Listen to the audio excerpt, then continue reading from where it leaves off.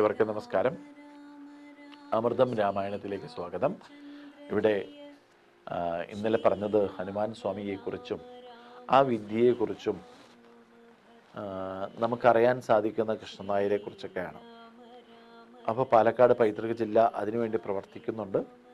ആ പ്രവർത്തന ഭാഗമായിട്ടാണ് ഈ കൃഷ്ണനായരുടെ ഹിസ്റ്ററി നമുക്കറിയാൻ സാധിക്കുന്നത്. അതേപോലത്തെ ഒരു മഹാപണ്ഡിതനാണ് പുന്നശ്ശേരി നമ്പി എന്ന് പറയുന്ന മഹാപണ്ഡിതൻ. ഒറ്റപ്പാലത്ത് 1921 സംസ്കൃതം കോളേജ് ആരംഭിക്കുകയും സംസ്കൃത വിദ്യ നമ്മുടെ സമൂഹത്തിൻ്റെ ഏറ്റവും വലിയ സംസ്കാരമാണ് എന്ന് മനസ്സിലാക്കി തരികയും ചെയ്യുന്ന മഹാപണ്ഡിതൻ. ഒട്ടനവധി മഹാത്മാക്കള് അല്ലെങ്കിൽ സന്യാസിമാര് തുടങ്ങി പണ്ഡിതന്മാരെല്ലാം ഒരുപാട് വ്യക്തികൾ അദ്ദേഹത്തിൻ്റെ ശിഷ്യത്വത്തിൽ പഠിച്ച ഒരു വ്യക്തിയാണ്. പണ്ഡിതന്മാർ അദ്ദേഹത്തെ വിളിക്കുന്നത് രാവണൻ എന്നുള്ള പേരിലാണ്. രാവണനെ കുറിച്ച് മനസ്സിലാക്കുന്നതിന് മുമ്പ് പാലക്കാട്ടുള്ള രാവണനെ നമുക്കൊന്ന് മനസ്സിലാക്കാം എന്നുള്ള 10 വിഷയങ്ങൾ 10 കുട്ടികൾക്കായിട്ട് ഒരേ സമയം പകർന്നു കൊടുക്കാൻ സാധിക്കുന്ന മഹാപണ്ഡിത ശ്രേഷ്ഠൻ അദ്ദേഹമാണ് പുന്നശ്ശേരി നീലകണ്ഠ ശർമ്മ എന്ന് പറയുന്ന മഹാപണ്ഡിതൻ. അപ്പോൾ ഇദ്ദേഹത്തെ പോലുള്ള വ്യക്തികൾ നമ്മുടെ സമൂഹത്തിൽ ജീവിച്ചിരുന്നതായിട്ട് നമുക്ക് കാണാൻ സാധിക്കും. നമ്മൾ നേരത്തെ പറഞ്ഞതുപോലെ രാവണന് 10 തല എന്ന് പറയുമ്പോൾ ആ 10 തലയെ നമുക്ക് ഏതൊരു പേസ്റ്റിനകത്തോ അല്ലെങ്കിൽ ഏതിന് അഡ്വർടൈസ്മെന്റിനകത്തോ വന്നപ്പോൾ ആ 10 തലയുള്ള രാവണനെ ചിത്രീകരിക്കുന്ന ഒരു കഥാപാത്രം പോലെയായി മാറി എന്നാണ് എനിക്ക് പറയാനുള്ളത്. അപ്പം അങ്ങനെ എല്ലാ 10 വിഷയങ്ങൾ പഠിപ്പിക്കാൻ ഒരേ സമയത്ത് സാധിക്കുന്ന മഹാപണ്ഡിതന്മാർ ഉണ്ടായിരുന്നത് പാലക്കാടായിരുന്നു എന്ന് നമുക്ക് ഓർമ്മപ്പെടുത്തലും കൂടിയാണ് ഈ സമയത്ത് നമ്മൾ ചെയ്യുന്നത്. അപ്പോൾ വിദ്യ കൊണ്ട് ഇത്രയും അധികം സമ്പന്നരാണ് എന്ന് മനസ്സിലാക്കുന്നു. വിദ്യാധനം സർവധനാൽ പ്രധാനം എന്നുള്ള ആശയത്തെ മുൻനിർത്തി നമുക്ക് ഇവിടെ ഹനുമാൻ സ്വാമി പഠിച്ച കാര്യങ്ങൾ മുതൽ അദ്ദേഹത്തിൻ്റെ ജീവിതത്തിലേക്ക് രാമൻ്റെ ആ തത്വത്തെ, രാമബാണത്തെ രാമൻ്റെ ദൂതനായി നിന്നുകൊണ്ട് പോയി അവിടെ ലങ്കാലക്ഷ്മിയെ വരെ മോക്ഷത്തിലേക്ക് പറഞ്ഞയച്ച സുന്ദരകാന്ഡം അല്ലേ, ഒന്ന് ചിന്തിച്ചു നോക്കൂ. നമ്മുടെ കാലഘട്ടങ്ങൾ ജന്മം കൊണ്ട് നമുക്ക് വളരെയധികം സമ്പൂർണമായിട്ടും സമ്പത്പൂർണമായിട്ടും ഉണ്ടെങ്കിൽ അത് നമുക്ക് ജീവിച്ച് മുന്നോട്ട് പോകാം. അപ്പോൾ കുട്ടിക്കാലം നമുക്ക് വളരെയധികം ശ്രേഷ്ഠമായിരുന്നു. അത് കഴിഞ്ഞ് 15 വയസ്സ് കഴിഞ്ഞപ്പോൾ അവിടെ സുബാഹുവിനെ വധിച്ചുകൊണ്ട് മാരീചനെ വിട്ടതുകൊണ്ട് പിന്നീട് ആ ദുഃഖം വരുന്നത് മാരീചനിലൂടെ തന്നെയാണ് അല്ലേ. ആ ദുഃഖം വീണ്ടും വന്നപ്പോൾ സീതാന്വേഷണത്തിന് പോകുന്ന ശ്രീരാമനെ നമുക്ക് കണ്ടു.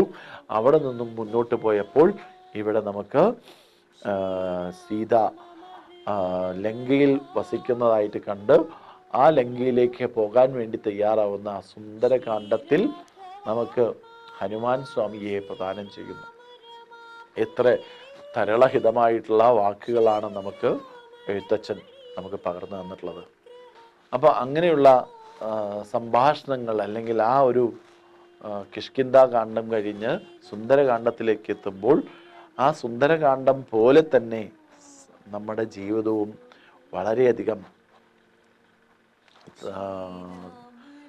സന്തോഷപൂർണമായിട്ടുള്ള വാക്കുകൾ നമുക്ക് അതിൽ കാണാൻ സാധിക്കും. അങ്ങനെയുള്ള ഹനുമാൻ സ്വാമിയുടെ യാത്ര സുന്ദരകാന്ഡത്തിലൂടെ ലങ്കാലക്ഷ്മിയിലേക്ക് എത്തി നിൽക്കുന്നതായിട്ട് നമുക്ക് കാണാൻ സാധിക്കും അല്ലേ. അവിടെ നിന്നുകൊണ്ട് ആ ലങ്കയിലേക്ക് എടുത്തു ചാടി അവിടെ ആദ്യം കാണുന്ന ഒരു വ്യക്തി അല്ലെങ്കിൽ ആദ്യം അവിടെയും ലങ്കയിലും രാമനാമം കേൾക്കുന്ന സമയത്ത് അതിശയിച്ചു പോകുന്ന ഒരു വ്യക്തിയെ നമുക്ക് കാണാൻ സാധിക്കുന്നു എന്നുള്ളതാണ് അല്ലേ. കാരണം ലങ്കയിൽ രാമനാമം ഉണ്ടോ എന്ന് ചിന്തിക്കേണ്ടിയിരിക്കുന്നു അല്ലേ. അപ്പം ലങ്കയിലേക്ക് രാമനാമം വരാൻ കാരണം വിഭീഷണനാണ് എന്ന് മനസ്സിലാക്കുന്നു. ആരാണ് വിഭീഷണൻ? വിഭീഷണൻ എന്ന് പറയുന്നത് നമ്മുടെ രാവണന്റെ അനുജനാണ് അല്ലേ. അപ്പോൾ രാവണന്റെ അനുജനാണ് എന്ന് മനസ്സിലാക്കാൻ സാധിക്കുന്നു. അദ്ദേഹത്തിൻ്റെ പർണശാലയിൽ അല്ലെങ്കിൽ അദ്ദേഹത്തിൻ്റെ കൊട്ടാരത്തിൽ രാമ രാമ എഴുതി വെച്ചിരിക്കുന്നു. അപ്പോൾ അവിടെ രാവണൻ ആചാര്യഭാഷണത്തിലൂടെ പറയുന്ന ചെറിയ ഗുരുക്കന്മാരുടെ അല്ലെങ്കിൽ സംവാദത്തിലൂടെ കേൾക്കുന്ന ഒരു കാര്യമാണ്. രാവണൻ വന്ന് വിഭീഷണന്റെ കൊട്ടാരത്തിൽ നോക്കിയപ്പോൾ രാമ രാമ എന്ന് എഴുതി വെച്ചിരിക്കുന്നു. ഉടനെ രാവണന് ദേഷ്യം വന്നു. നീ എന്താണ് എൻ്റെ പേര് എഴുതാതെ രാമൻ്റെ പേര് എഴുതിയിരിക്കുന്നത് എന്ന് ചോദിച്ചപ്പോൾ അവിടെ പറയാണ്, രാ എന്നുള്ള അക്ഷരം കൊണ്ട് രാവണൻ എന്നും മാ എന്നുള്ള അക്ഷരം കൊണ്ട് എൻ്റെ ജ്യേഷ്ഠത്തിയായ മണ്ഡോദരിയുമാണ് എന്ന് മനസ്സിലാക്കി ആ ഒരു വ്യക്തിയുടെ ദേഷ്യത്തെ ശമിപ്പിച്ചതായിട്ട് നമുക്ക് കാണാൻ സാധിക്കും അല്ലേ. അപ്പോൾ രാമ എന്നുള്ള വാക്കിന് ഇത്രയും മഹത്തായ ആശയം നമുക്ക് കാണാൻ. ആശയം എന്താ? രാമൻ്റെ അയനം അല്ലെങ്കിൽ ദുരിതപൂർണമായ സാഹചര്യങ്ങളെല്ലാം നമുക്ക് വെളിച്ചപൂർണമായ സാഹചര്യത്തിലേക്ക് എത്തിക്കാൻ, ഇരുട്ടിൽ നിന്നും വെളിച്ചത്തിലേക്ക് എത്തിക്കാനുള്ള ഒരു മാർഗമാണ് രാമമന്ത്രം കൊണ്ട് നമുക്ക് കിട്ടുന്നത് എന്ന് മനസ്സിലാക്കി തരുന്ന വിഭീഷണനെ കാണാൻ സാധിക്കുന്ന ഹനുമാൻ സ്വാമിയെ അവർ തമ്മിൽ പങ്കിടുന്ന ഓരോ സന്ദേശങ്ങളുണ്ട്. ആ സന്ദേശങ്ങൾ മനസ്സിലാക്കിയതിന് ശേഷം അവിടെ നിന്നും വിഭീഷണൻ പറഞ്ഞു കൊടുക്കുകയാണ്, ഇന്ന വഴിക്ക് പോയാൽ സീതയെ കാണാൻ സാധിക്കും, ഇന്ന വഴിക്ക് പോയാൽ കാടാണ്, ഇന്ന ഭാഗത്ത് ഇത്ര ആൾക്കാരുണ്ട് എന്നെല്ലാം പറഞ്ഞു കൊടുക്കുന്നതിലൂടെ പോകുന്നു. സീത അന്വേഷണത്തിന് പോകുന്നു. അവിടെ പോകുന്ന സമയത്ത് ഒട്ടനവധി ആൾക്കാരെ കാണുന്നുണ്ട് ഹനുമാൻ അല്ലേ. ഒരുപാട് പേര് ഒരേപോലെ തന്നെ രാക്ഷസീയ കുലമായതുകൊണ്ട് പലരും കിടക്കുന്നതും അവിടെ നടക്കുന്നതെല്ലാം കാണുമ്പോൾ സീതയെ ഇതിനു മുമ്പ് കണ്ടിട്ടില്ലാത്തത് കൊണ്ട് ആരാണ് സീത എന്ന് പോലും നമുക്ക് നോക്കാൻ സാധിക്കുന്ന രീതിയിൽ അവിടെ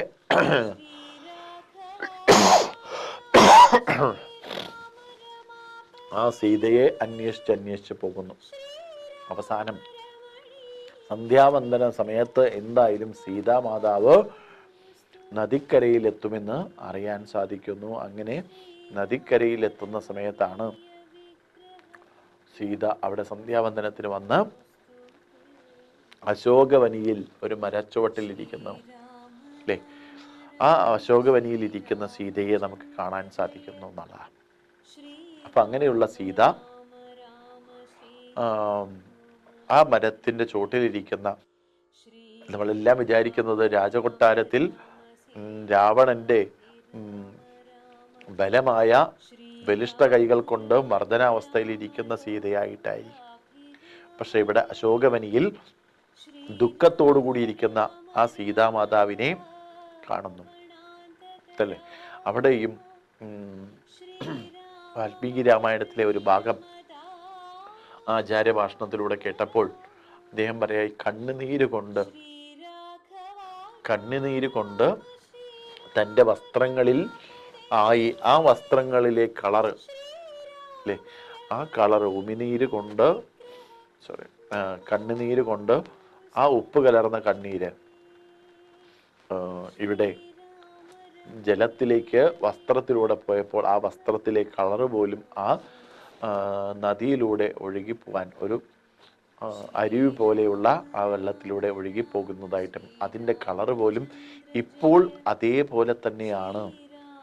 ആ സീത ഇരുന്ന ഭാഗത്ത് എങ്ങനെയാണോ കണ്ണീര് വസ്ത്രത്തിൽ തട്ടി ആ പുഴയിലേക്ക്, ആ അരുവിയിലേക്ക് എത്തിയത്, അതേ കളർ അവിടെ കാണാൻ സാധിക്കും. മഞ്ഞ കളറോടുകൂടി ആ നദി ഒഴുകുന്നതായിട്ട് കാണാൻ സാധിക്കുന്നു എന്നാണ് പറയുന്നത്. ഇപ്പോഴും അങ്ങനെ ഉണ്ട് എന്നുള്ളത് ഞാൻ പ്രത്യക്ഷത്തിൽ കണ്ടിട്ടില്ല, കാണണമെന്നുള്ള ആഗ്രഹമുണ്ട്. എന്തായാലും ഒരു കാലത്ത് അത് നമുക്ക് സാധിക്കട്ടെ എന്ന് പ്രാർത്ഥിക്കുന്നു. അങ്ങനെ ഒരു ഭാവം നമുക്ക് കാണാൻ സാധിക്കും. അതേപോലെ തന്നെ രാവണന്റെ ശിരസ് പോലെ ഒരു ഭാഗത്ത് നിന്ന് നോക്കിയാൽ ആ ഒരു പാറക്കഷ്ണം നിൽക്കുന്നത് രാവണന്റെ തല എങ്ങനെയാണോ ഗാംഭീര്യത്തോട് ആ ഉയർത്തി നിൽക്കുന്ന തല പോലെ കാണാൻ സാധിക്കും. അതിനെ മറു സൈഡ് നമ്മൾ നോക്കിയാൽ സീതയുടെ ദുഃഖ അവസ്ഥയിലിരിക്കുന്ന ആ ഒരു പാറക്കഷ്ണത്തെ കാണാനും സാധിക്കുമെന്ന് ശ്രീലങ്കയെ ഇപ്പോൾ വർണ്ണിക്കുന്ന ആൾക്കാർ വർണ്ണിക്കുന്നുണ്ട്. അപ്പൊ അതിഗംഭീരമായ ലങ്കാപട്ടണത്തെ ഹനുമാൻ സ്വാമി സുന്ദരകാണ്ഡത്തിന്റെ ഭാഗത്ത് നമുക്ക് പറയുന്നു, സ്വർണമയി ലങ്ക. ആ സൂര്യൻ അസ്തമിക്കുന്ന സമയത്ത് എങ്ങനെയാണോ നമ്മുടെ പ്രപഞ്ചത്തിൽ സ്വർണ്ണക്കനി വലിച്ചത് വെച്ച പോലെ, അല്ലെങ്കിൽ സ്വർണമുഖരിതമായ പ്രകാശം കൊണ്ട് സ്വർണം കലർന്ന ആ ലങ്കയെ പരിപോഷിക്കുന്ന ആ ഒരു മാതൃക നമുക്ക് അതിസ്വർണമയി ലങ്ക എന്ന് പറയുന്ന ലക്ഷ്മണനെയും പറയുന്ന ഒരു ഭാഗം നമുക്ക് കാണാം. ലക്ഷ്മണനും ആ ലങ്കയെ സ്വർണമയ്യായിട്ട് പറയുന്നു. അപ്പോൾ ഇങ്ങനെയുള്ള ലങ്ക നമുക്ക് കാണിച്ചു തരുന്നത് ആദ്യം ഹനുമാൻ സ്വാമിയാണ്. അവിടെ നിന്നും അശോകവനിയിലെത്തി അവിടെ എല്ലാവരും ഉറങ്ങിയതിന് ശേഷമാണ് രാമമന്ത്രത്തെ ഉച്ചരിക്കാൻ തുടങ്ങുന്നത്. അപ്പം ആ രാമമന്ത്രം ഉച്ചരിക്കുന്നത് കേൾക്കുമ്പോൾ ആദ്യം സീതയ്ക്ക് പോലും അതിശയമുണ്ടായി, സംശയമുണ്ടായി. അതിനുശേഷമാണ് വിശ്വാസമുണ്ടായത്. അല്ലേ? നമ്മളൊക്കെ ചിന്തിക്കുന്നത് ഈ 3 തരത്തിലാണ്. ഒന്ന്, ആദ്യം കേൾക്കുന്ന കാര്യങ്ങൾ അതിശയിച്ചു പോകും. ചിലപ്പോൾ നമ്മുടെ മനസ്സിൽ വിചാരിച്ച കാര്യങ്ങൾ ആരെങ്കിലും വന്ന് നമ്മുടെ അടുത്ത് പറഞ്ഞാൽ അതിശയിച്ചു പോകും. പിന്നെയോ പിന്നെ സംശയിച്ചു പോകും, ഞാൻ എങ്ങാനും നിങ്ങളോട് പറഞ്ഞിട്ടുണ്ടോ എന്ന്. അപ്പോൾ ആദ്യം അതിശയോക്തമായിട്ട് നമ്മൾ ചിന്തിച്ചു, അതിനുശേഷം അതിനെ സംശയാസ്പദമായി ചിന്തിച്ചു, അതിനുശേഷം വിശ്വാസമായി. അപ്പോൾ സീതാമാതാവ് അവിടെ നമുക്ക് പറഞ്ഞു തരുന്ന ഒരു കാര്യങ്ങൾ, ആദ്യം രാമമന്ത്രം കേട്ടപ്പോൾ ആശ്ചര്യത്തോടു കൂടി നിന്നു. അതിനുശേഷം ആരാണിത് ചെയ്യുന്നത് എന്ന് ചോദിച്ച ഒരു സംശയദൃഷ്ടി വന്നപ്പോൾ അവിടെ രാവണന്റെ മായാതന്ത്രങ്ങളാണോ ഇത് എന്ന് വരെ സംശയിക്കുന്ന രീതിയിലേക്ക് വന്നു എന്നുള്ളതാണ്. അപ്പൊ അങ്ങനെ അവിടെ നിന്നും പിന്നെയും പോയപ്പോൾ അവിടെ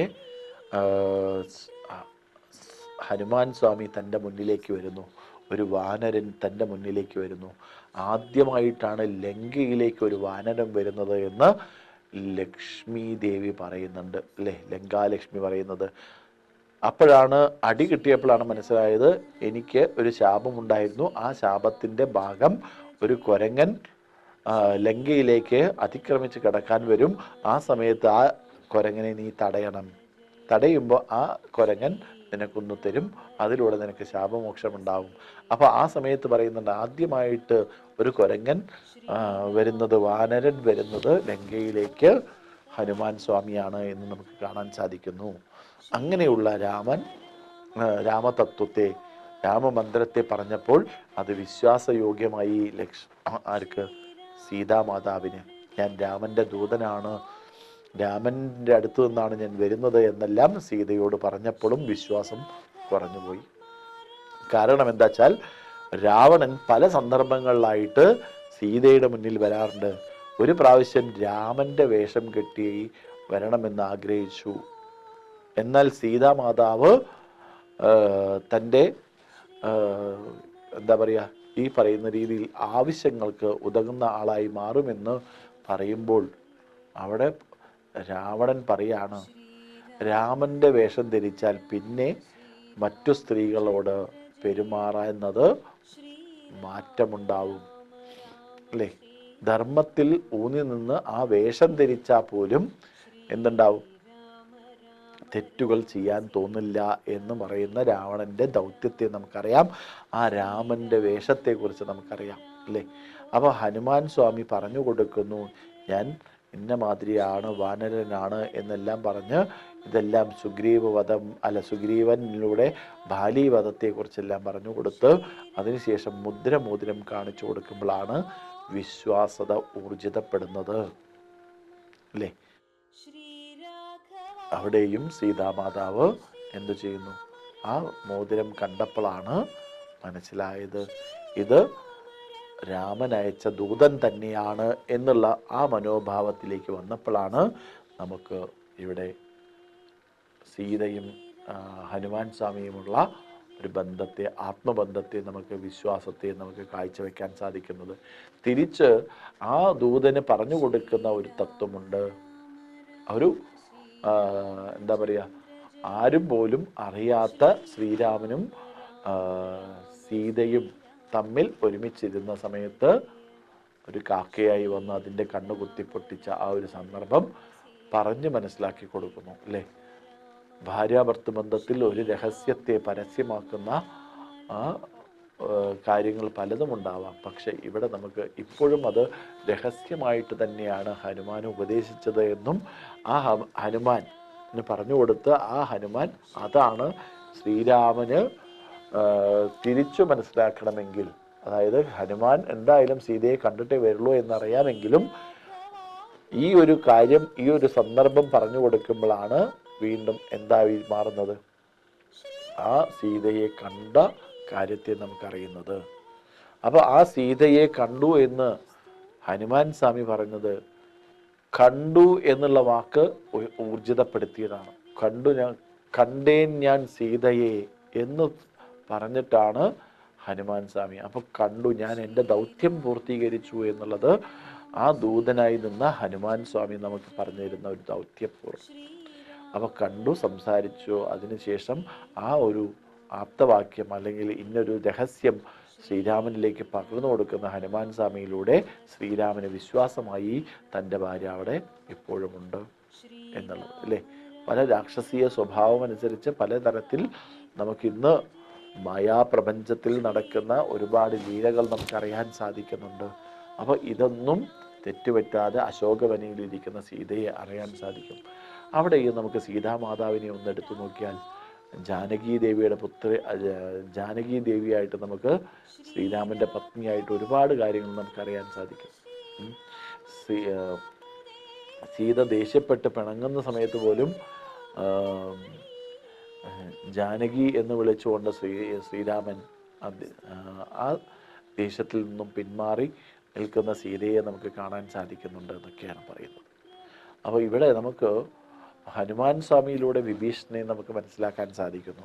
ആ വിഭീഷണൻ നമുക്ക് പകർന്നു തരുന്ന ഒരു തത്വബോധം, തൻ്റെ അനുജനാണെങ്കിലും രാവണൻ വധിക്കാതെ വിടുന്നുണ്ട് അല്ലേ.